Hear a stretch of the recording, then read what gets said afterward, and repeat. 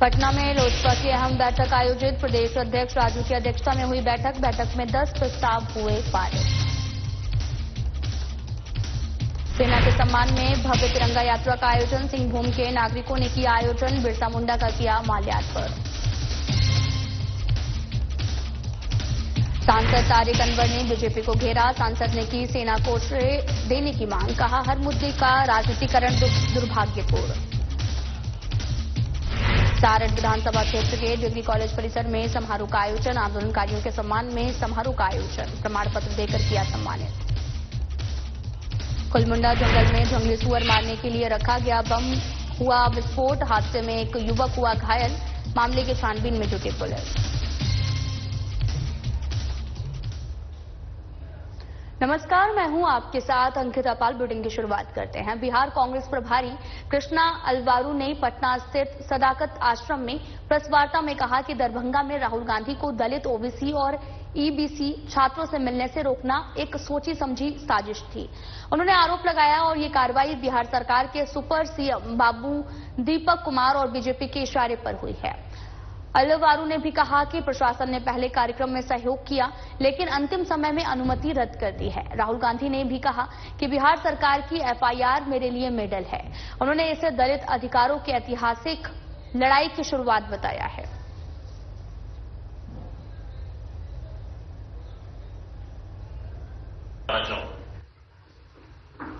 हमने यहीं से 13 तारीख को प्रेस कॉन्फ्रेंस करके प्रोग्राम बताया। प्रोग्राम की तैयारी उसी दिन से शुरू हो गई थी। प्रशासन का पूरा समर्थन था। कैसे था? जैसे अध्यक्ष जी ने कहा, सड़कें ठीक की जा रही थी, हाई टेंशन वायर को ठीक किया जा रहा था, वहां पे सफाई करवा रहे थे, और सबसे जरूरी बात, जो टेंट अंबेडकर छात्रावास के अंदर लगाने का काम था, वो प्रशासन के सहमति से, प्रशासन की निगरानी में शुरू हुआ और लगभग 90% काम छात्रावास के अंदर खत्म हुआ। अचानक 11th आवर पर वहां के बीजेपी मंत्री और विधायकों की मीटिंग होती है और आधे घंटे के अंदर प्रशासन की तरफ से चिट्ठी आती है कि अनुमति नहीं दी जा सकती। उसके बाद हमने कहा कार्यक्रम करने के लिए एक दूसरा स्थल ढूंढते हैं। छात्रों का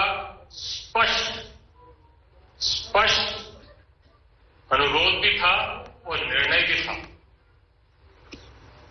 कि जननायक राहुल गांधी जी से संवाद उनके छात्रावास में ही हो, और ये बात रात के 2 बजे तक चली।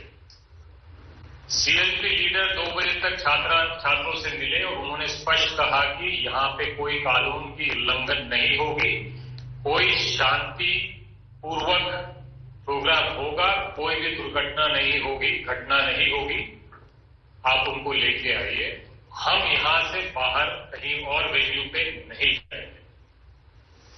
फिर जब राहुल जी उतरे, हवाई अड्डे पे प्रशासन से बात हुई। राहुल जी ने कहा प्रशासन से कि आप कहते हो कि पॉलिटिकल प्रोग्राम की अनुमति नहीं है, ठीक है, मैं अकेले जाऊंगा अंदर, छात्रावास के अंदर, छात्रों से संवाद करूंगा। ये तो कोई पॉलिटिकल कार्यक्रम नहीं है आपके हिसाब से। मैं अकेले छात्रावास के अंदर जाऊंगा, छात्रों से संवाद करूंगा, उनका दुख दर्द सुनूंगा। मैं लोजपा रामविलास के प्रदेश कार्यालय एक विलर रोड स्थित, आपको बताते चले कि पटना में प्रदेश अध्यक्ष राजू तिवारी की अध्यक्षता में प्रदेश कार्यकारिणी की बैठक आयोजित की गई। बैठक में मुख्य अतिथि बिहार प्रदेश प्रभारी सह जमुई सांसद अरुण भारती शामिल हुए, जिसमें 10 अहम प्रस्ताव को सभी प्रदेश कार्यकारिणी, जिला कार्यकारिणी के द्वारा पारित किया गया। इस बैठक में लोक जनशक्ति पार्टी रामविलास के राष्ट्रीय पदाधिकारी, प्रदेश के पदाधिकारी, सभी जिला प्रकोष्ठ के जिला अध्यक्ष उपस्थित थे। युद्ध का माहौल था, जहां पर हमारे सैनिकों ने बड़ी जाबाजी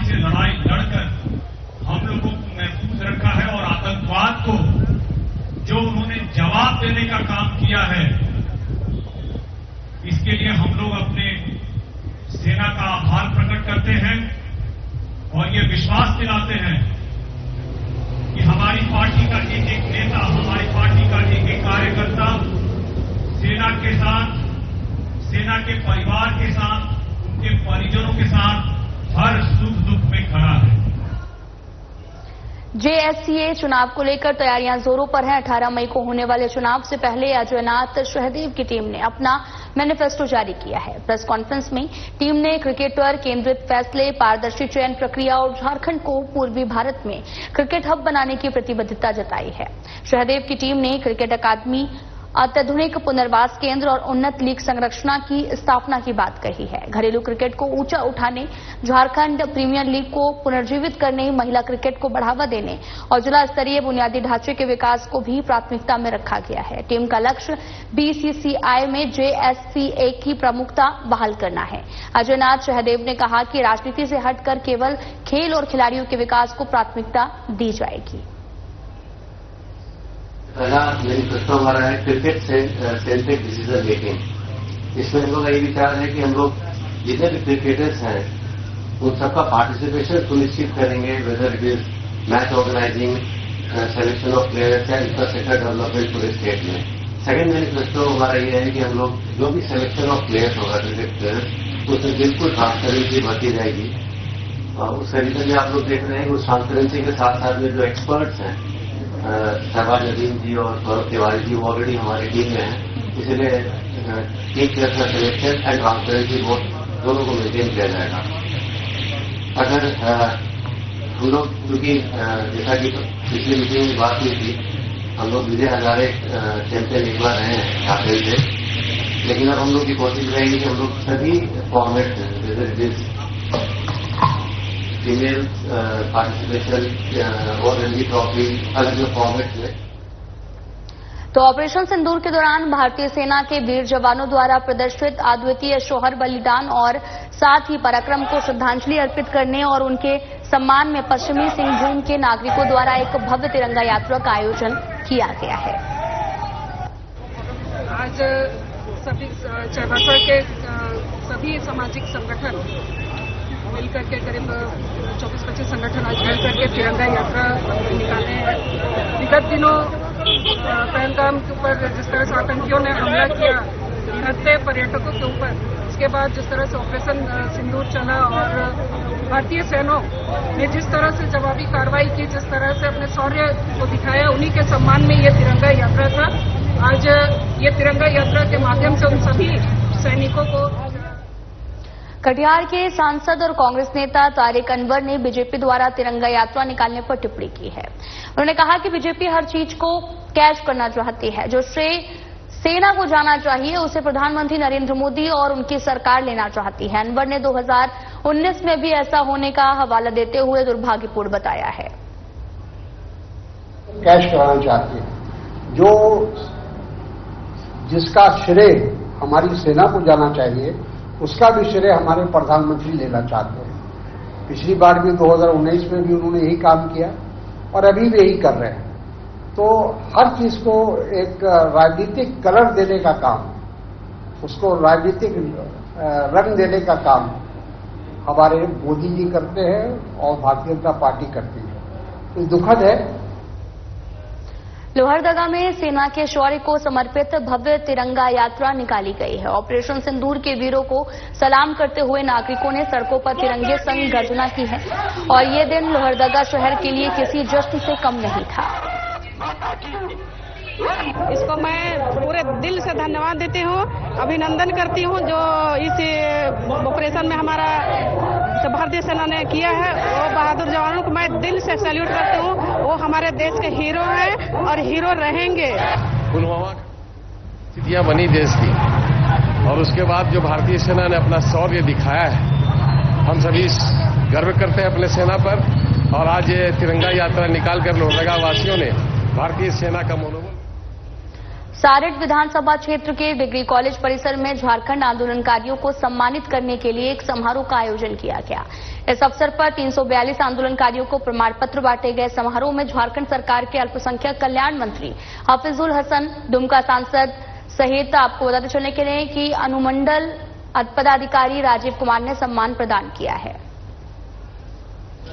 के लिए बहुत गर्व का दिन है कि जिन लोगों ने गुरुजी का साथ देकर के झारखंड आंदोलन में गुरुजी का साथ देकर के झारखंड अलग किया, उस व्यक्तियों को, उस महापुरुषों को हम लोग एक थोड़ी सी सहायता राशि और सम्मान पत्र देने हम लोग जा रहे हैं। ये राज्य में, देश में जितने भी राज्य हैं, उस राज्य में पहला राज्य झारखंड है जहां आंदोलनकारियों को हम लोग मुआवजा राशि या सम्मानित राशि देते हैं। जब 2019 में 2000 में राज बना, तो ये राज के पहले सभी नेतागण और जो उस समय 1990 से जो मैं भी बिहार विधानसभा में विधायक था, उस समय से राजधानी रांची के आजसू पार्टी के केंद्रीय कार्यालय में मिलन समारोह का आयोजन किया गया, जिसमें दर्जनों बुद्धिजीवियों और युवाओं ने पार्टी का दामन थामा। पार्टी के केंद्रीय अध्यक्ष सुदेश महतो एवं झारखंड आंदोलनकारी प्रवीण प्रभाकर ने पार्टी का पट्टा पहनाकर लोगों का स्वागत किया है। पार्टी सुप्रीमो सुदेश महतो ने कहा कि पार्टी युवाओं की ऊर्जा और उत्साह को पहचानती है, उन्हें पार्टी के साथ जोड़कर अपने समाज और झारखंड प्रदेश के निर्माण में उनकी भूमिका को और मजबूत करना चाहती है। पार्टी हमेशा युवाओं के हितों की रक्षा और उनके विकास के लिए प्रतिबद्ध है। एक नए युग की ओर मैं अब जब इनको सुनता हूं तो बड़ा मन हर्षित होता है कि वो सामाजिक रूप से खुद को जोड़ना, चूंकि जो विषय को लेकर ये आगे बढ़े हैं, जिस सब्जेक्ट को, शैक्षणिक योग्यता को इन्होंने तैयार किया है, वहां से इनके लिए एक खुला भविष्य दिखता है। लेकिन समांतर रूप से समाज के साथ चलना, समाज के विषयों को समझना, राज्य की चिंता करना, आवाम की चिंता करना, अगर ये बराबर विषय चल रहा है तो मुझे लगता है कि एक जवाबदेह युवा अब इस राज्य के अंदर खड़ा हो रहा है, जुड़ रहा है। एक अच्छे वातावरण की शुरुआत हम इसे मान सकते हैं और मुझे अच्छा लगता है जब ऐसे टीम, एक सुलझी हुई टीम, विचारों से ओतप्रोत टीम जब साथ में जुड़ती है तो हम लोग भविष्य की कल्पनाओं को बड़ा रूप से हम लोग देखना प्रारंभ करते हैं। मैं हार्दिक दिल से रांची के बुढ़मू क्षेत्र में पुलिस ने प्रतिबंधित उग्रवादी संगठन टीएसपीसी के कमांडर दिवाकर झंझू उर्फ प्रताप सिंह को गिरफ्तार किया है। थाना प्रभारी रितेश कुमार महतो के नेतृत्व में हुई इस कार्रवाई में दिवाकर ने पुलिस के समक्ष कई संगीन मामलों में अपनी संलिप्तता स्वीकार की है, जिसमें छाबर क्षेत्र में हुए वाहन आगजनी कांड भी शामिल हैं। पुलिस को दिवाकर से संगठन की गतिविधियों और नेटवर्क की अहम जानकारियां भी मिली हैं। किसी संगठन के हैं और ये जो हमारा बुढ़मू, खिलारी, उरीमारी, हजारीबाग का बड़का गांव केरडारी से एरिया का ये एरिया कमांडर है। ये गिरफ्तार हुआ है, इसके साथ 2 हथियार और गोली भी बरामद हुआ है। यह कुल मिलाकर 18 कांडों में ये शामिल रहा है और अधिकतर कांड में आप देखेंगे कि एक गोली चलाकर दहशत फैलाना या आगजनी करना, गाड़ी में आग लगा देना, इस तरह की घटनाएं ज्यादा करता था। संध्या से एक साधारण गृहिणी से एक सफल फैशन डिजाइनर तक का उनका सफर न सिर्फ प्रेरणादायक है बल्कि ये भी सिद्ध करता है कि जिंदगी में कभी भी नया अध्याय शुरू किया जा सकता है, चाहे उम्र कुछ भी हो। 55 साल की उम्र में जब अधिकतर लोग अपने जीवन को संपूर्ण मानकर ठहर जाते हैं, संध्या सिंह ने वहीं से एक नई शुरुआत की है। वर्षों तक उन्होंने अपने परिवार, बच्चों और घर की जिम्मेदारियों को पूरी ईमानदारी से निभाया, लेकिन इस दौरान उन्होंने अपने भीतर के कलाकार को दबा दिया। खुद के लिए सोचने का समय ही नहीं मिला। कई साल बाद में जब घर की जिम्मेदारियां थोड़ी कम हुई तो उन्होंने अपने पुराने सिलाई मशीन को फिर से निकाला। शुरुआत की घर की पुरानी साड़ियों को नया रूप देने की, और यह उनके लिए केवल एक शौक नहीं था बल्कि खुद को फिर से पाने की एक कोशिश थी। हमारे संवाददाता प्रमोद खंडेवाल ने संध्या सिंह से खास बातचीत की है। क्या कुछ कहा उन्होंने, आपको सुनाते हैं। झारखंड के हजारीबाग की बात कर रहे हैं और हजारीबाग में दिन पर दिन रोजगार बढ़ता जा रहा है।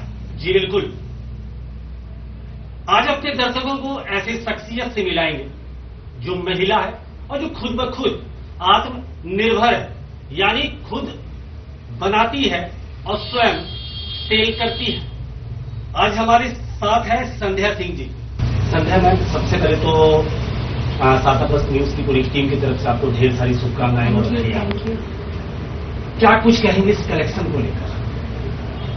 हमारी कलेक्शन में इसमें बहुत खुश होती हूँ क्योंकि ये हमारे खुद के बनाए हैं। इवन की जो साड़ियाँ बनाई हूँ इसमें ब्लॉक प्रिंटिंग भी मैंने खुद ही करा है और जो भी एम्ब्रॉयडरी है ये सारी हमारी होती है। फैब्रिक में प्योरिटी है, जितनी भी फैब्रिक है उसमें कोई भी सेमी फैब्रिक नहीं है, तो इससे मैं बहुत खुश होती हूँ क्योंकि मैं सेमी फैब्रिक से बनाना ज्यादा पसंद नहीं करती। मैम, एक सवाल, क्योंकि जो भी आपके नजर आ रहा है क्योंकि सारा चीज महिलाओं का है और महिलाओं में ऐसा है कि हर 2 दिन के बाद कलेक्शन चेंज होता है, डिजाइन चेंज होता है, तो उस दरमियान आप क्या कैसे टैकल करती हैं? मैं उसको चेंज कर देती हूँ, उसमें डिफरेंट एम्ब्रॉयडरी करके उसको न्यू लुक लाती हूँ क्योंकि हमारा वो ऐसा ही बनाती हूँ जिसमें वो चेंज हो सके और जैसा लोगों को चाहिए कि हमें इस टाइप का चाहिए तो वो मैं करके देती हूँ। अगर कलेक्शन की बात करूँ मैं, सबसे पहले अगर सलवार सूट की बात करूँ तो कुल कितने कलेक्शन है सलवार सूट के आपके पास? कम से कम 50। साड़ियों के भी करीब 40-45। अब बात करते हैं लहंगे के, क्योंकि शादी विवाह का सीजन चल रहा है तो हर दुल्हन भी एक नए कलेवर में नजर आती है, तो लहंगा का भी कलेक्शन जो होता है डिजाइन दिन पर दिन चेंज होता जा रहा है। अगर डिजाइनों की अगर हम बात करें, बॉर्डर की बात करें तो बॉर्डर में क्या कुछ दे रही है इस बार? बॉर्डर इसमें बहुत चेंज कर देते हैं हम लोग क्योंकि वो हमें समय के हिसाब से जैसे न्यू फैशंस आए हैं तो उसको हम चेंज करके एम्ब्रॉयडरी करके उसका न्यू लुक लाते हैं क्योंकि वो चेंज तो होते ही हैं, लेकिन जनरली हैवी लहंगा होता है तो वो मैं वैसा ही बनाना चाहती हूँ जिसमें वो चले काफी समय, कि इतनी जल्दी चेंज ना करना। लहंगे की बात करूँ तो मैम कितने रुपए से शुरू, कितने रुपए तक, क्योंकि लिमिट तो इसका नहीं है, जगह के हिसाब से है। चूंकि हम हजारीबाग में सेल करने आए हैं तो और यहाँ पे एक शोरूम खोले हैं तो मैं कोशिश करती हूँ कि यहाँ रीजनेबल ही बनाऊं ताकि लोग ले सकें।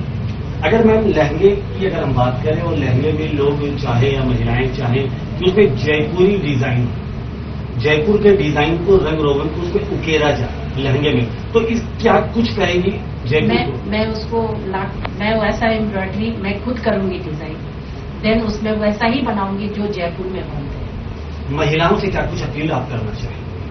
महिलाओं से मेरा यही कहना है कि वो फैब्रिक को पहचाने कि क्या है फैब्रिक। कभी कभी उनका ये कहना होता है कि थोड़ा कॉस्टली है, बट उनकी ये सोच मैं चेंज तो नहीं कर सकती हूँ, लेकिन जब वो फैब्रिक को टच करते हैं तो उन्हें खुद फील होता है कि रियली ये प्योर फैब्रिक है। मैम, वो किसी चीज को कैसे पहचान पाएंगे? आप कोई चीज को अगर 20,000 25,000 में लहंगे को दे रहे हो और कोई लेडीज उस वही लहंगे को 5,000 में खरीद रही है, तो ये कैसे हो पाएगा?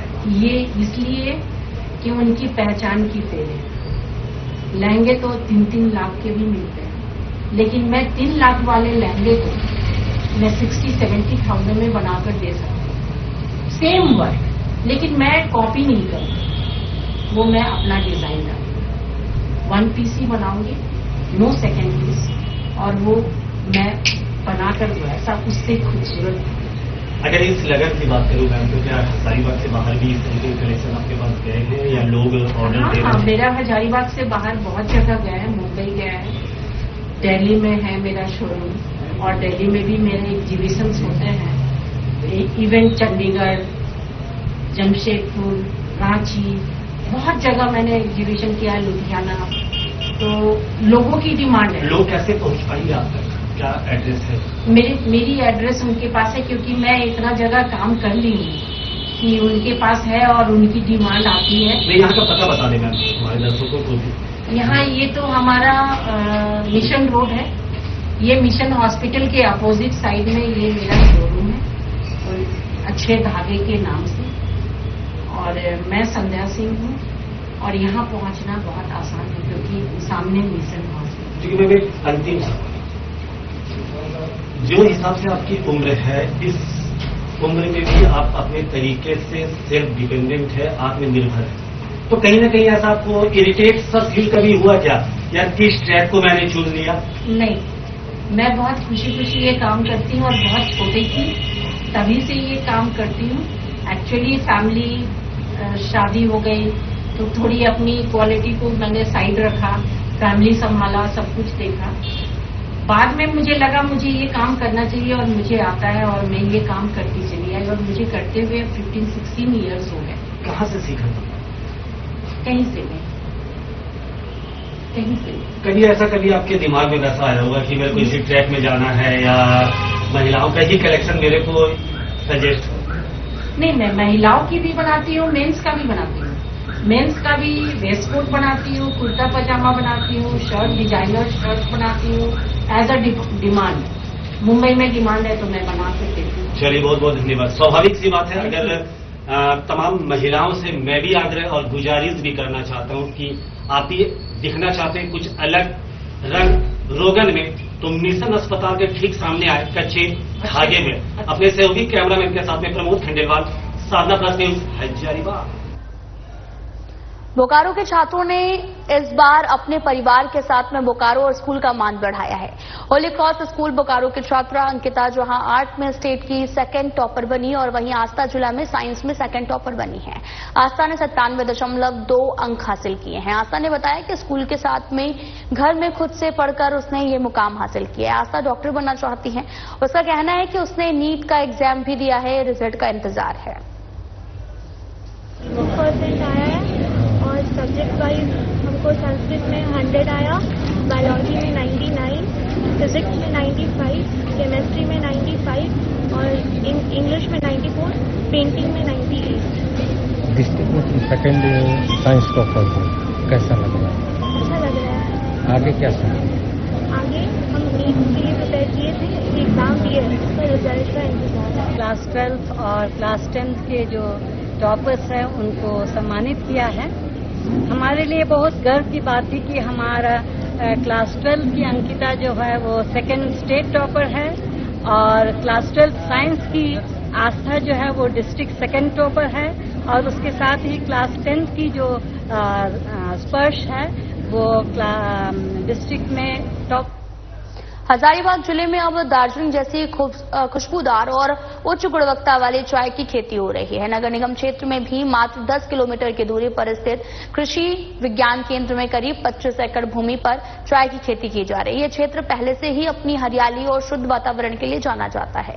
अब चाय की खेती इस इलाके में एक नई पहचान भी दे रही है। इस परियोजना की शुरुआत कृषि विज्ञान केंद्र हजारीबाग द्वारा वैज्ञानिक दृष्टिकोण से की गई है।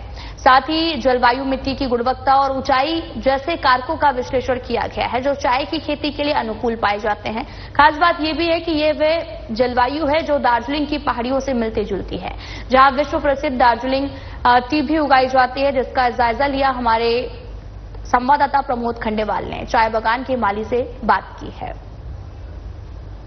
झारखंड के हजारीबाग की बात कर रहे हैं और अब हजारीबाग में भी दार्जिलिंग की खुशबू महक रही है। जी बिल्कुल, हजारीबाग नगर निगम क्षेत्र से महज 10 किलोमीटर की दूरी पर स्थित डेमोटर में कृषि विज्ञान केंद्र में है चाय का बागान और आप ये देख सकते हैं चाय के बागानों के बीचों बीच हूं मैं कि जिस तरीके से ये इतने एकड़ भूमि में ये चाय का बागान लगाया गया है।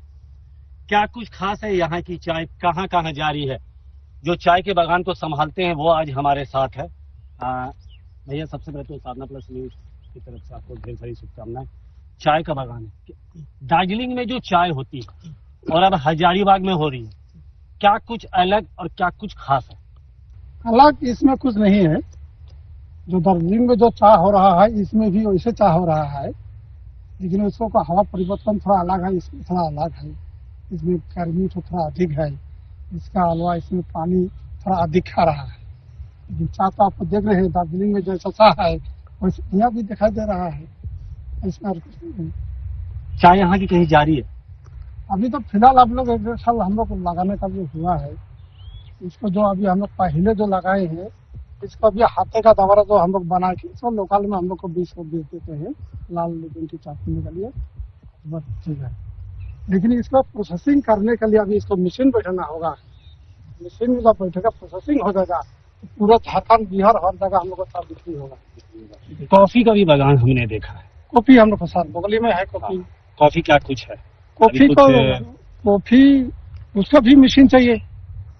कॉफी को मशीन में ड्राई करना पड़ता है, ड्राई करके उसको पाउडर करना होगा तो उसको भी खुशबू आ जाएगा, बिक्री होगा उनका। कब तक ये हो जाएगा कंप्लीट? हम लोग को कॉफी कंप्लीट है लेकिन उसका मशीन चाहिए हम लोग को अभी। अगर सरकार अगर मशीन जल्दी व्यवस्था किया जाए तो हम लोग को कॉफी पर। अगर चाय की बात करें तो यहाँ के बागानों की चाय की चुस्की आम जनता कब तक ले पाएगी? इनको जैसे अभी चाय हम लोग को रेडी है, इसका लिए हम लोग को मशीन चाहिए। मशीन में जैसे हम लोग को प्रोसेसिंग हो जाएगा तो आम जनता खा सकता है। चाय भी देखिए हम लोग को आपका सामने जो है चाय हम लोग को बिल्कुल इसको टिपाई करने से मशीन में डालेंगे, पिसाई हो जाएगा, इसमें सुबलाई हो जाएगा, ड्राई हो जाएगा, उसमें पैकेटिंग करेंगे, बिक्री कर देंगे। चलिए बहुत बहुत धन्यवाद। स्वाभाविक सी बात है, जो लोग दार्जिलिंग की चाय पीते थे अब हजारीबाग की भी चाय बहुत जल्द यहाँ से पैकेटिंग होकर बाजारों में उपलब्ध होगी। अपने सहयोगी कैमरामैन के साथ में प्रमोद खंडेलवाल, साधना प्लस न्यूज, हजारीबाग। बोकारो जिले के सिटी थाना क्षेत्र स्थित बोकारो एक CDIG आवास के पास में तालाब में सैकड़ों मछलियां मरी हुई पाई गई हैं। तालाब का पानी पूरी तरीके से दूषित हो गया जिससे मछलियों की मौत होने का अनुमान है। हम बहुत सारा 2-2-2.5 किलो का मछली रेहू कतला मरा हुआ है। हमें लगता है कि 2-3 कारण हो सकता है। मछली मरना तो एक तो द्वेष में कोई जहर डाल दिया तो इससे मछली मर जाता है ना। दूसरा चीज होता है कि ऑक्सीजन की कमी से। तो तालाब देखने से समझ में आ रहा है कि बहुत सारा इसमें जो है सो गंदगी है, खेत परिवार है, साफ नहीं है, नाली का पानी भी आता है इसमें। तो एक संभावना ये हो सकता है कि ऑक्सीजन की कमी हो गई हो, इसके चलते मछली मर करके पानी के ऊपर आ जा रहा है। जल्दी हो रहा है, लेटरिन का पानी घुस रहा, इसका जल्दी हो रहा है। कितना मछली देखे मरा हुआ? मरा हुआ है 50-100 से नीचे नहीं होगा, 100 से ज्यादा होगा। कितना बड़ा बड़ा मछली? बड़ा 2 किलो और ऐसे। क्या लग रहा है क्यों मरा होगा? म्यूनसिपालिटी वाले सब छोड़े थे, साफ सफाई करते, हर साल साफ करते। छठ पूजा होता है, ये गर्मी के वजह से ये सब हो रहा है, घास सब छा दिया ना। तो आज देख रहे हैं कि सारा मछली मर के ऊपर आ गया है। ये गर्मी के वजह से ये जगह नहीं मिल रहा है, उसको सांस लेने में दिक्कत हो रहा है, इसकी वजह से। फिलहाल बुलेटिन में इतना ही। नमस्कार।